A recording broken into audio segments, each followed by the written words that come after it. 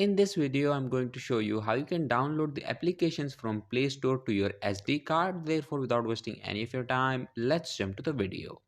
First of all, go to your phone settings. Click on this My Phone option.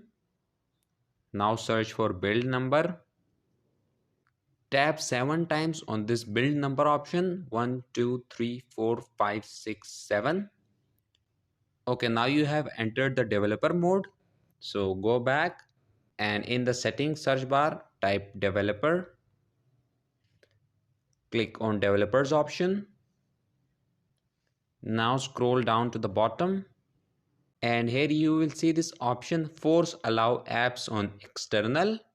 So all you have to do is to enable it, and once you enable it, all the applications will be installed on your SD card. So that was it for this video, and I'll see you guys in the next one. Peace out.